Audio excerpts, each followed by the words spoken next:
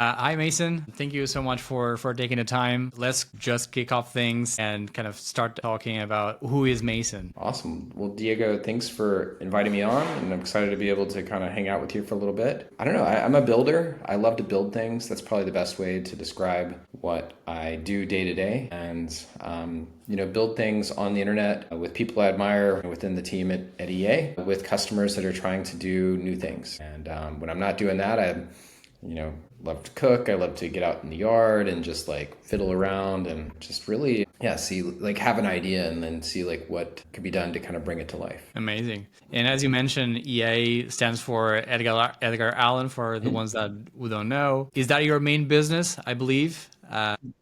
Yeah, so we're a team of about, I guess, almost 50 people now, based in Atlanta. And then we have a team in Argentina, South Africa, and Serbia. So we Nice. have some like general time zones that we work in. And our work goes from brand strategy through build. Mhm. So we try to think about like how to really understand the full problem that someone's trying to go in and address, build a team around that, and then be able to get those ideas out in the world and then see what we can learn and then bring back to refine those ideas. Nice. And it's been great. It's like, it's a lot of work. It's can be a lot of stress. I think starting and running an agency it can be glamorized, but it's really just it's a lot of spreadsheets and Zoom calls, and it's not actually doing any of the fun stuff. It's doing all the Yeah, stuff to help create the fun stuff. that's true. I can relate. And I'm curious, why the name Edgar Allan? So we try to take a story-based approach to our work, where we think that story is the most fundamental way in which we come to know the world. And at the same time, my last name is Poe. Edgar Allan Poe, the writer. Also when we were founding 10 years ago, wanted to think about what's the most human thing that we could possibly be known Mhm. as, or how to be able to approach that. And I was able to find the URL edgarallan.com. There we go. Nice. And how was so you mentioned that the business started around 10 years ago. How was the business started? So I guess that in this period of time, it evolved quite a lot. Webflow was not even, it didn't exist even, I believe, at that time. So how have you adapted over time and how it started? Yeah, so we started working in Webflow 10 years ago, but we actually started as a company uh, over 12 years ago. And I don't know, I mean, I don't think like entrepreneurship is avenue of last resort, is what I would say. I was fired from my last job. I've been in the agency space for 20 some odd years, and at my last company, it was great because I'd been there about 6 years. I'd been able to kind of work my way up and understand how to pitch work, how to run a P&L, what it means to build a team, how to have kind of a vision and a thesis that you want to be able to prove as an agency. Then all of a sudden I found myself sort of out of job, and I was like, man, I didn't have savings, or I turned down the severance because I didn't want to sign anything. And and then from there I was just like started to kind of freelance. I thought, man, if I could just do a fraction of the sales that I did at my last company, then I should be okay. So started with just a small group. John Cole, who I'd worked with at my last agency, we'd kept up, and I was like, hey man, I've got some projects if you'd help, take them on, and just really incrementally built up, project by project, day by day. And but always had this idea of trying to prove out this bigger thesis, which is, again, don't worry so much about the tech. Let the tech be the thing that helps to support this bigger picture, which Mhm. is that people, they don't necessarily buy products, they buy the story behind the product. And if we can help people tell that story more effectively, then that's where I think everyone can win. So does that mean that since day one you wanted to offer a service that was kind of you didn't specifically niche down on either brand design or webflow development only, so you wanted to offer the full spectrum of service so you could support them from one like from the beginning until the end? Sure. And I would say it's really not from, because there's never really like a true beginning. It's more of just like meeting a company where they are and then helping Hmm. them prepare for the next phase. But it was with this intent of, again, helping groups, because a lot of times like companies, they sort of know the answer of what they need to be able to do. It's more of a question of like how to untangle that answer, or, they can maybe have so many ideas that the question is like where to start or how to start to order those. And what I think we're really good at is using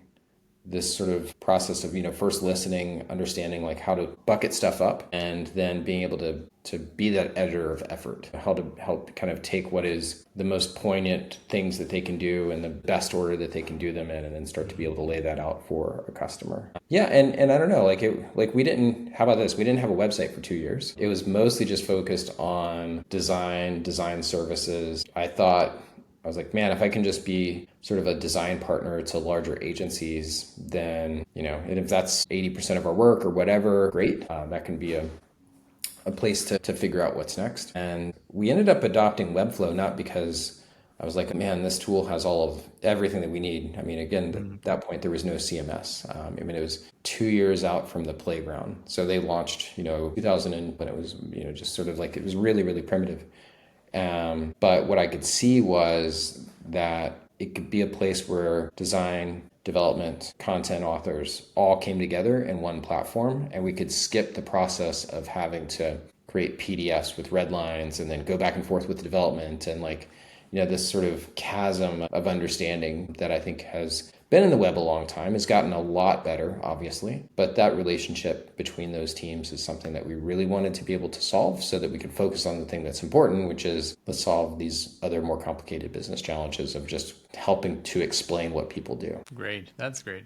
In terms of team ingredients, because all of this is about the team. If there is no team, unless you are a freelancer, if there is no team, if there is no team culture, things can go south pretty quickly. So my main question is, I saw somewhere, I researched quite a bit of your blog posts and the stories that you tell. And I know that you had an office at some point in Atlanta, if I'm not mistaken, and then you decided to close the physical office.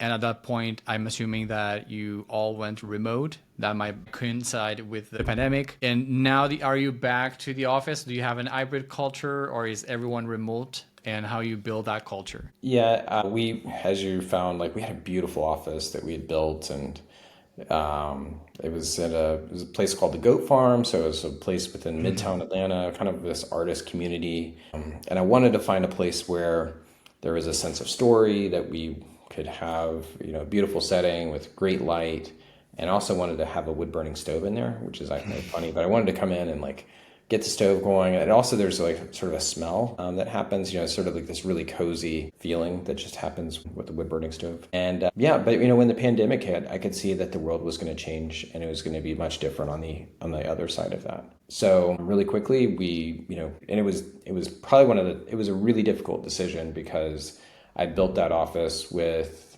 literally my own two hands.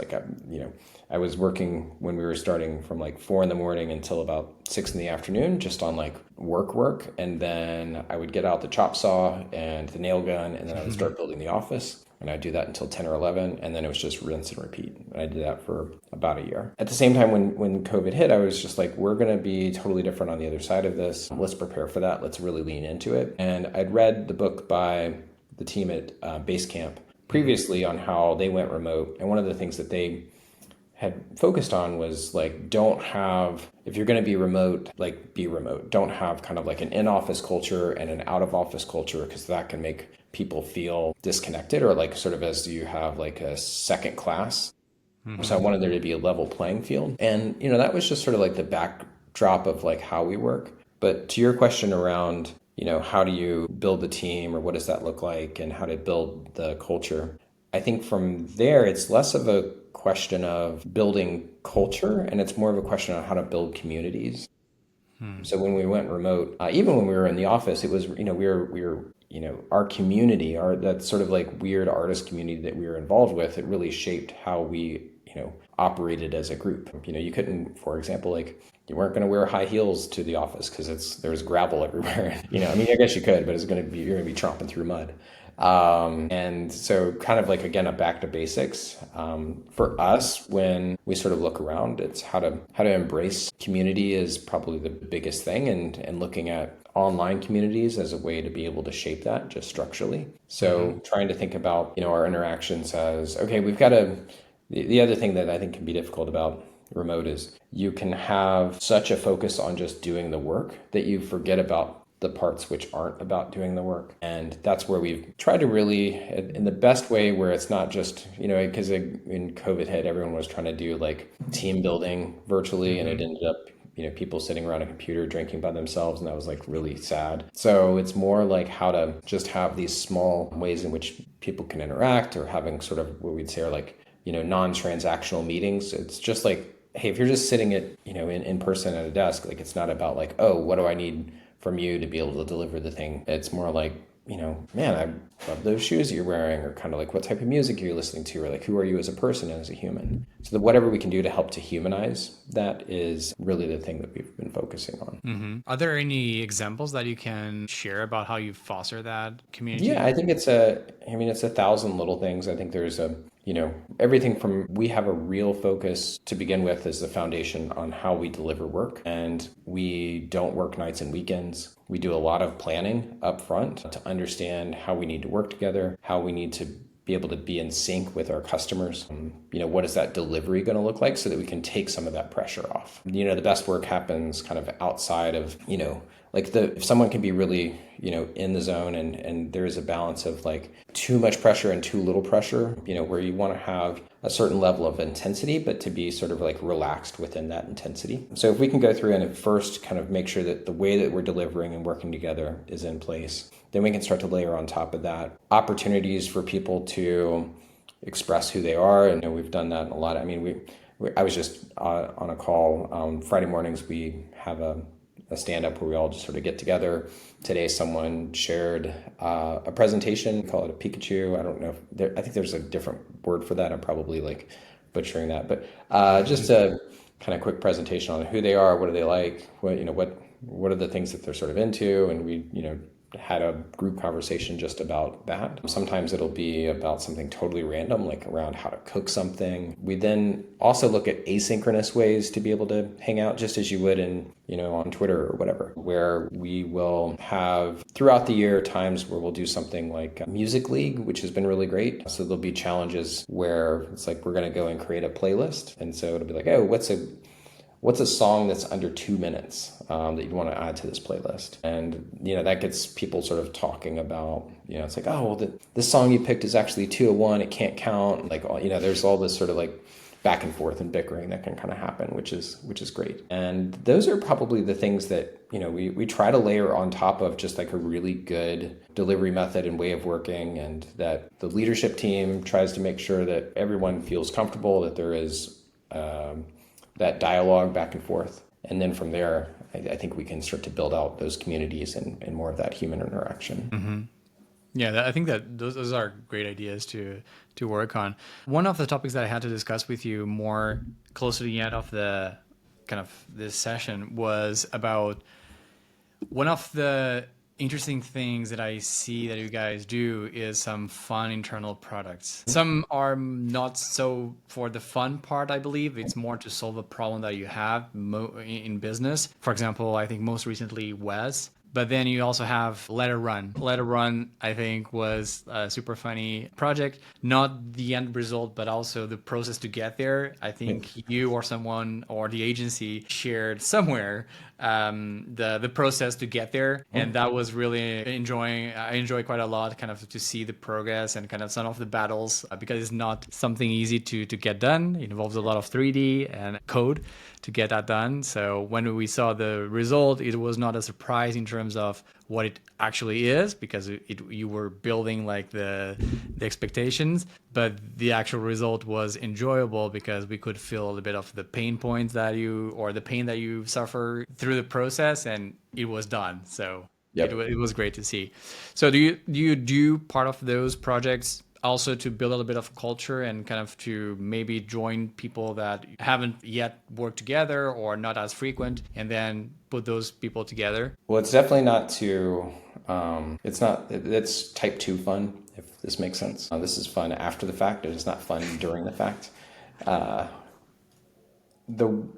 I look at is, and something I think that has really helped us as an agency. Whenever you're freelancing too, often you can feel like you're like, man, I'm not doing enough. You'll look around and be like, oh gosh, that group or that person or whatever, like, oh, they just X, Y, or Z. And when we were getting started, something I was really intentional about is to say, you know what? 80% of our work is just going to be about like, this is paying the bills. This is stuff that we can do just like day in and day out. It will be for boring companies. It could be for companies that, they don't necessarily, they're not trying to light the world on fire. They just have a business problem that they're trying to solve. And I think if there's any mistake within the creative community, it can be that there's such an emphasis on award-winning work, or that everything, just like that everything has to be amazing. And I think that for a lot of companies, they just need to be able to solve a problem. It's a very functional thing that they need to be able to address. And as creators, we want to be able to bring our ego to that. What we've done is taken a step back and say, hey, for this 80%, this is work for other people. This is what we're going to invest in to make sure that we're accomplishing their goal. And then for that other 20%, though, that's what we're going to do, where this is where we want to set the world on fire. This is where we want to be able to build for what's next. And I think about it in terms of the difference between building runway and building takeoff. So 80%, that needs to be runway. So this is about making sure that we have client projects that we're solving for, that we're putting numbers on the board so that we can have financial stability, so that we can go and have company stability, and that we've got just a thing that absolutely, differentiates us and that we can win. We can absolutely have a right to win. And then the takeoff portion, like this port, like Wes and Let Her Run and all these other types of things. This is really about like where we need to go next. And it is not about making money. It is about setting the standard for where the future will be, and then how we can bring that back to our customers, but also how we can start to set ourselves up for what is that next phase that we need to grow into. And I think that's been a really healthy relationship to look at the work, and just, again, allowed us to emotionally not have to feel like, man, everything just has to kill, right? Or everything just has to, be the next thing that I'm going to try to submit for awards. And so these projects, like you mentioned, that's the example of that type of work. And we're working on our next one for Webflow Conf. I won't be able to say what it is today, but we're not sharing it. With Let Her Run, we wanted to sort of share that journey and bring people along. For this one, we'll start to share that journey once we're out and live in the world. You will announce it first and then go. Yeah. I think we have a big thesis for where we're going, and we will have a big demo at Webflow Conf, and then start to be able to share more. Nice. Building the building a little bit of. I'll absolutely come back on, and I can when we go live give you behind the scenes and more context there. We'll love that. We'll set that up. I have a feeling that it will be related to AI, but we'll see. I wouldn't be doing my job here if I hadn't said it. Yeah, we'll talk about that in a bit. Like in terms of AI, What are your thoughts there? I think you have quite a lot.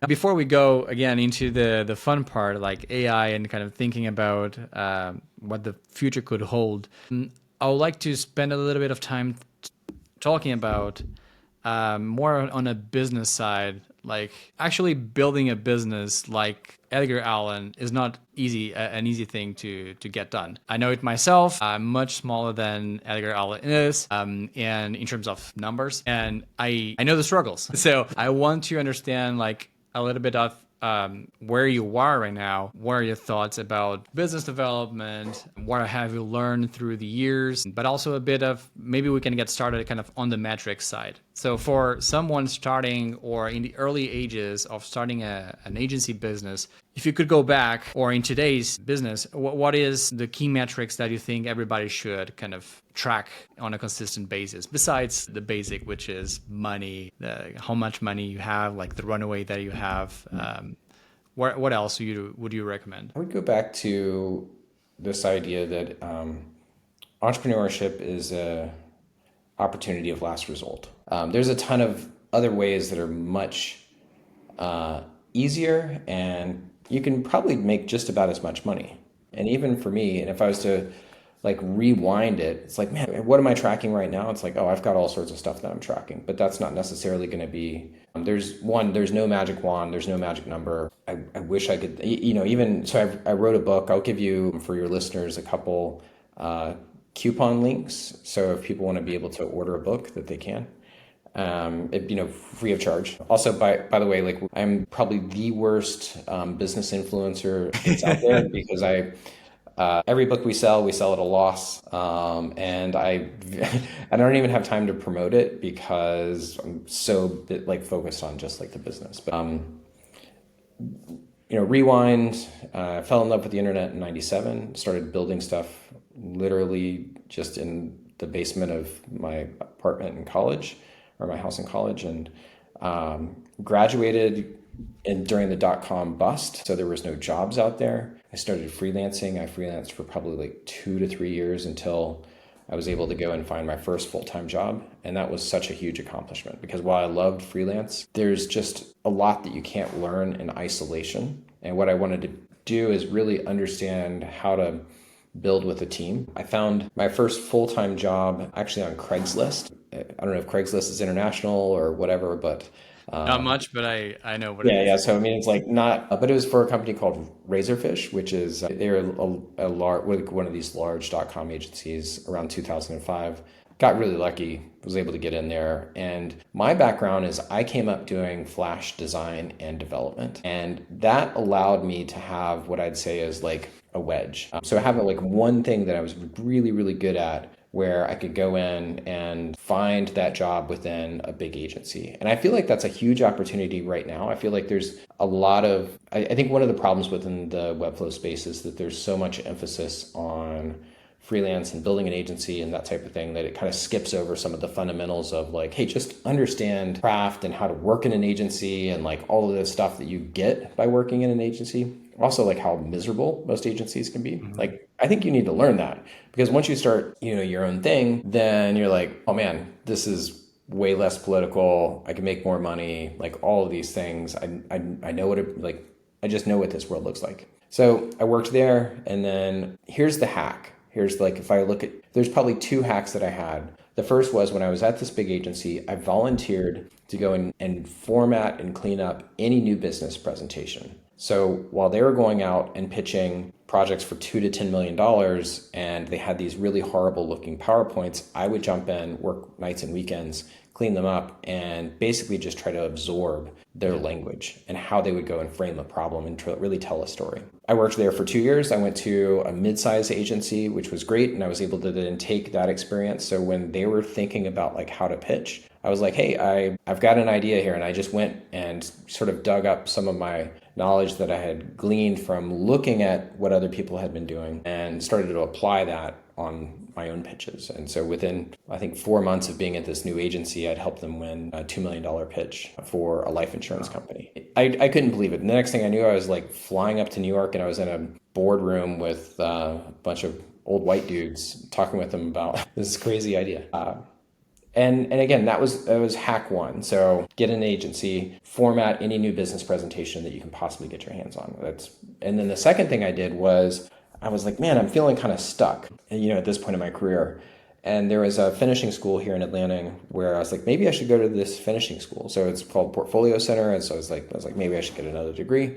And I was like, you know what? I could probably just teach. I could teach a class on Flash. And so I was able to go in and like hang out at this school with all these people that had all these wild and amazing ideas. And I had to figure out how to teach. I had never taught anything to anyone, but I knew this one platform and I knew how to work that. And so I was able to start to break that down for other people. And I did that for like 7 years. And what that taught me was how to lead, how to be able to like take something and be able to explain it in a way for other people to understand, and what it means to really kind of move from being like someone that is hands on keyboard, like doing work, to someone that is like helping other people do the work, which I think is really the best form of leadership. Whenever you're helping people be their best selves, that's where you're really doing the job of being a leader. And the same thing I would say for sales. So the thing that I found when I was formatting those presentations is if I can help someone understand how to address their business problem,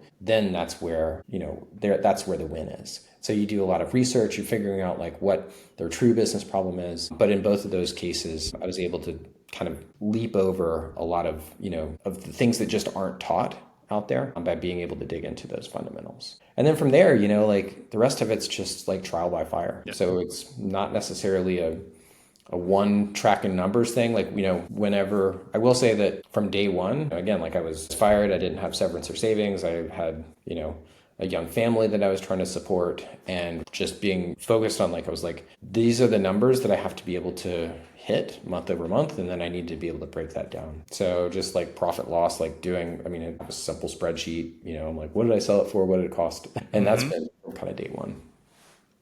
Keeping the sales topic going, for many agencies in the Webflow space, one of their goals, and I can speak for myself, is like when to get an enterprise client, because there is the idea of what an enterprise client is. For those who didn't get there, and Edgar Allan is, I believe, one of the ones that have been publicly announced as an enterprise agency working with enterprise clients. What can you share about what are the main differences between working with non-enterprise and enterprise clients?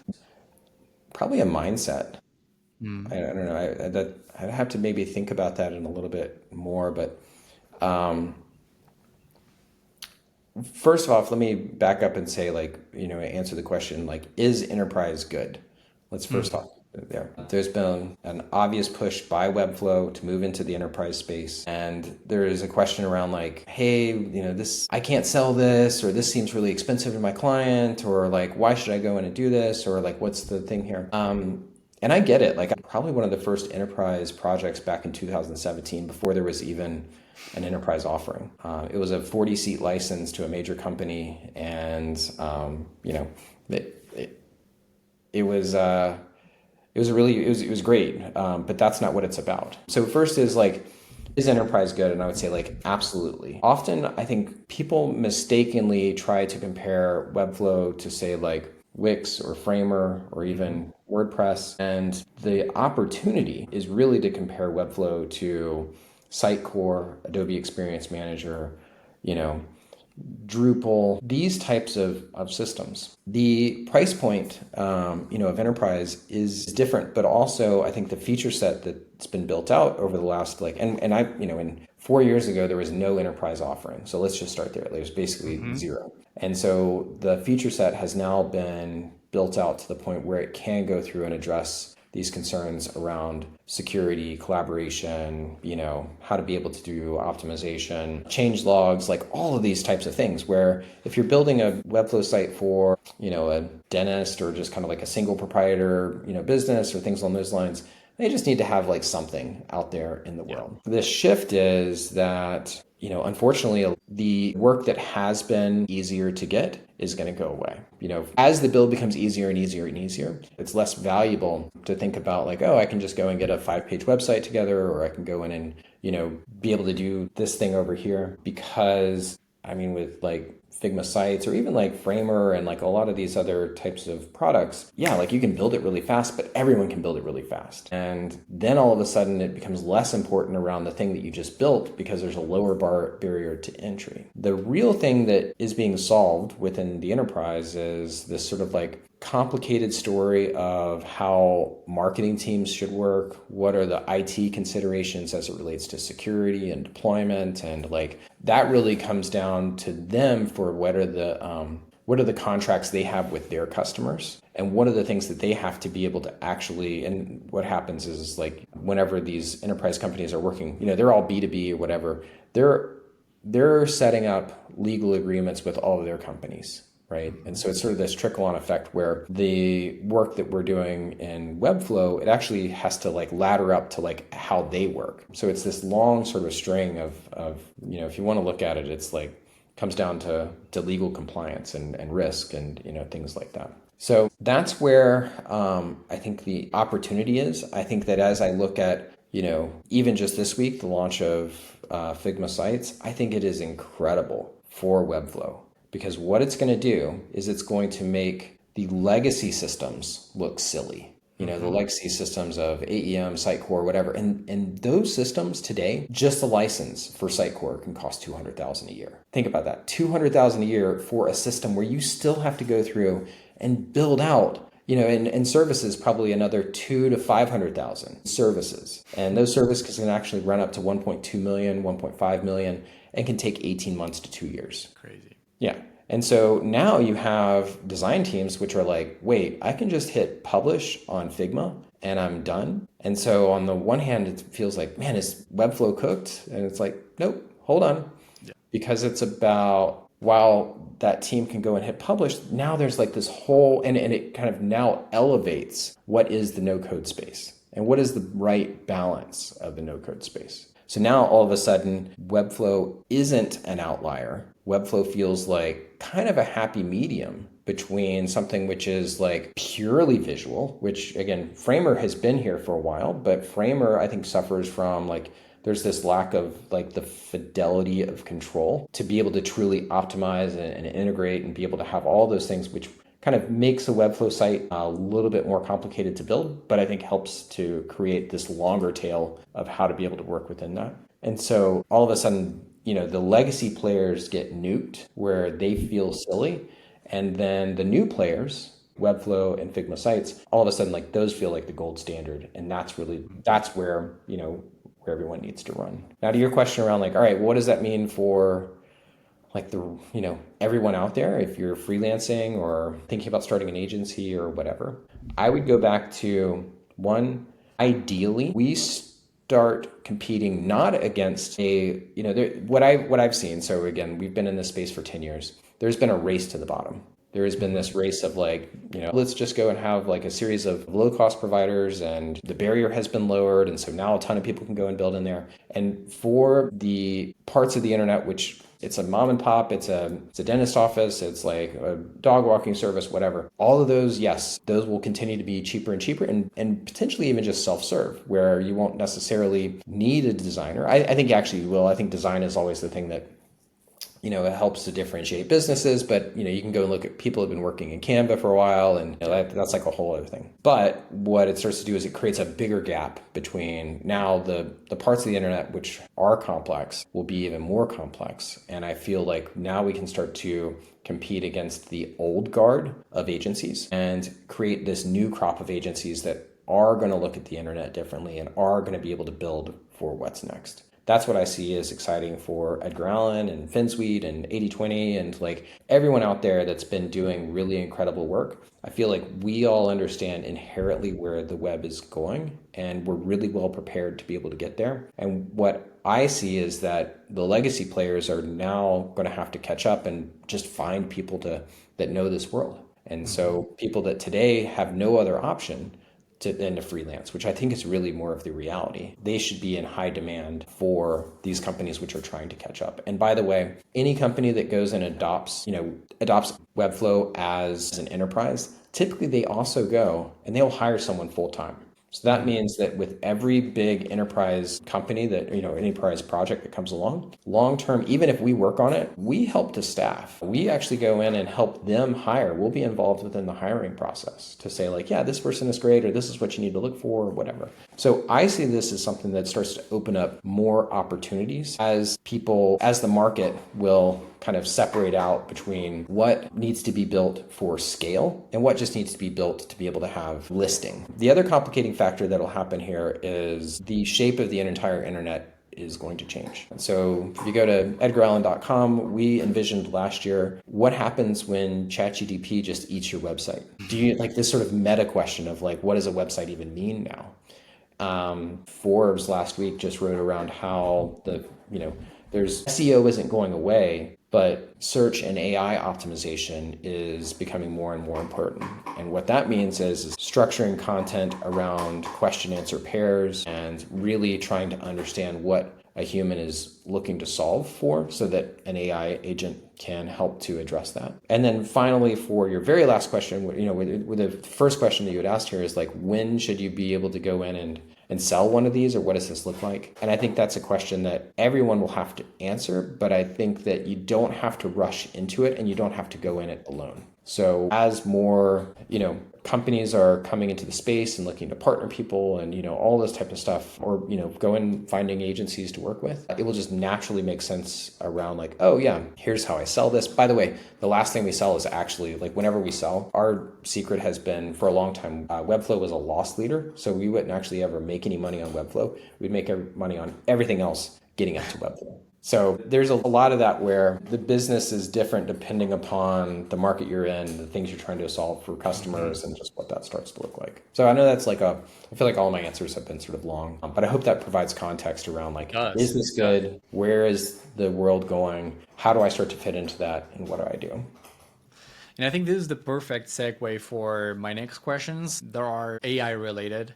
And one of the reasons why I think you are a great person to talk about this, not only because your articles that you post on Edgar Allan's blog, but also how Edgar Allan's website looks. Because we all know how complex it is and hard it is to design your own website as an agency. And you guys are one of the most innovative ones kind of in this space. Kind of, I would like to kind of lean first a little bit of why you decided to make this change, because at the end of the day, it's still a bold move. It's kind of your website, it's your face, but it might also be aligned with what you believe will be the future for the agency. So can you describe a little bit more what were the thoughts behind this bold move? Sure. I mean, I think as an agency, our job is to explore the future and bring that back to our customers. So we wanted to live that. We wanted to not just like write another article on AI. We wanted to say, again, how do we think about question answer pairs in a really meaningful way? How do we think about hyper personalization? How do we think about conversational design? The way that we think about the internet today starts to shift, where it's not necessarily where you might not even be seeing, you might not even be going to a website, right? Where part of that site could be interpreted by, another entity. That's what we wanted to be able to explore. And even with Letter Run, there we wanted to explore and show that Webflow doesn't have to be no code. And we were like, no, code is really great. Webflow can be a home for people that are visual first, or people that love to write, or people that love to write JavaScript. Yeah. And with each one of those projects, we learned something. So with Letter Run, we learned that creating JavaScript in Webflow and managing that at scale is really problematic. And so we created Slater. And then the next thing we looked at is, okay, what's the shape of the web going to look like? And then we created Ask Edgar Allan. We've now learned a ton around that and how to think about, AI optimization, working with AI, prompting it. Our next tool that we're building is it's an AI first tool. So that's, I think, like what we wanted to be able to explore and how that came together. Great. And what is your vision? How do you think that AI is impacting the agency business in, I wouldn't say like 5 years, because 5 years in the AI industry is just too much. Just in 1 year alone, the progress we have been seeing is hard to keep up, or impossible to keep up. So how do you think the impact overall is going to be in the agency industry? Yeah, it's gonna decimate the agency industry. I mean, it's like it will create a whole new breed of companies. Here's the good news for anyone that's listening. If you're listening, probably you are better prepared than 90% of the other agencies, big agencies that are out there today, because flexibility and being nimble, that is the superpower. As everything is changing every single day, while it might seem dramatic to us, think about what that downstream impact is going to be for any other B2B company. Like, they're going to be struggling to keep up. And so our job can become not just like how to think of doing this small thing on the web, but really helping to advise around like how they need to think about their digital presence as a whole. Like, what does this all start to mean? How does it look? And I think just being open to that change and understanding that this is a series of waves that we all ride, and the groups that are successful are the ones that can pivot and can be malleable, and the groups that will have a challenge. And I think that, the large holding companies, that really sort of, if you look at the agency space, like these large holding companies, they, really manage a ton of these groups. The groups that will be slower to catch up, and they're all going to talk about, like, every consultant in any meeting is going to mention AI, but it's more of the organizational impacts. And there's this quote from Marshall McLuhan that says, "First we shape our tools, then our tools shape us." And it's less around how, for these groups, like, yeah, you might be able to have like one or two people that understand, or a group that understands how to be able to work the tool. But for the company, you effectively have to totally rework how everyone works together with these new inputs. Yeah, that's true. And still on the AI topic, Do you mind sharing a specific example how Edgar Allan is using AI internally, like to optimize the agency, for example, and not so much about kind of the execution, not the execution, it can influence the execution, but not the deliverable to the client itself? Yeah, I would say that today there's no one way in which we're using AI.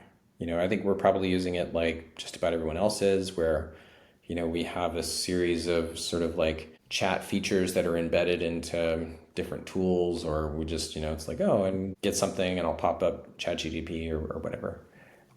That shift is about to change. And I think the biggest thing that we're seeing is probably the rise of CRO, or conversion rate optimization. That's something that we've been doing for a long time, but now the tooling is starting to catch up, where you can have the flexibility of authoring, and you can have the insights, and you can have the ability to like bring all those two things together, like bring insights and flexibility together to be able to create, multivariant versions of a site. And so it's not just about creating one site anymore. Again, this is going to be one of the big opportunities. It's about creating potentially like, hundreds or thousands or hundreds of thousands of permutations of a particular site experience that's going to be focused on helping shorten the distance of someone's looking for an answer to how they find it, and what is the right type of content that we're starting to show out like to them. So that's probably the way that like organizationally we're making a big shift. And I think, even in terms of how we think about, again, the role of a website, it is moving from being a brochure where it's like you build it and it sort of just like stays and it's like, oh, we finished, right? And it's more like Google AdWords, So if you think about the idea of a website as truly owned media, so in marketing, there's earned, owned, and paid. Everyone for a long time has talked about paid media and getting super excited about Google AdWords, or earned media and talking about how to hack, Instagram or YouTube or whatever to be able to get more eyeballs. The idea of a website as owned media now starts to create this opportunity to look at like, what is the first touch you have with a customer, to how to understand like what their behavior is, when they convert, and then what's the, sort of true attribution that you can look at and say like, yeah, that campaign, it created a lot of clicks and we got a lot of customers, but they all churned out within 6 months, So having that really wide understanding of what's really going on, I think that creates a huge opportunity. And that's probably the biggest area that we're looking at and seeing kind of day to day within our work. Yeah, it's super glad to see that Webflow is leaning into that type of Yep. direction as well. I was super excited about the Webflow Optimize feature that was launched a few months ago. Yeah. So we are close to the end. Mason, thank you so much for your time again. One last question that I usually like to finish is, what is one thing, it can be multiple things if you have, that right now is kind of, you are still thinking about, like one problem that keeps you awake at night? One problem that keeps me awake at night is, I think there's a tremendous amount of uncertainty within the agency business, and it has been since I started 12 years ago. Our sales are, we have at best 60 to 90 days worth of visibility, and that's just the nature of the beast. And I have to make sure that our close time between first contact to kicking off a project is within 65 days. So the fickle nature of the business is one of these things that it is a huge challenge. It has been a challenge when we were 2 people. It is a challenge when we were 50 people. It just hasn't gone away. I'm hopeful that one of the things we want to be able to do to address that is, one, with services like CRO, that we can be not just sort of like a one and done partner, but that we can be a partner that we're retained over, months, if not years. And that the second thing is, by having a mix of product and services, I think that's the other real thing, is that the idea of pure SaaS becomes less valuable in an AI world, because you can now go through and create tools really quickly. However, the ability to create those tools is still going to be complicated. Software is always going to be complicated. And while it may look, easy within the first 2,000 to 3,000 lines of code, by the time you get to 10,000 lines of code, I don't care who's writing it, it's just going to be complex. So I do see that there's an opportunity for this mix of product and service type companies. I think that those within the Webflow space are really well prepared for what is coming next. I think at the same time, it's just sort of looking beyond like the day-to-day picture of how do I name classes or create components or things along those lines, and thinking more around like what's the shape of the web going to be and how do I go in and work with these customers that are going to have the same business problems they do today, but it might be in a different medium. A lot to think about. Yeah. So anyway, that's what keeps me up. Yeah, nice. Mason, thank you so much. Yeah, Are Diego, awesome to talk with you.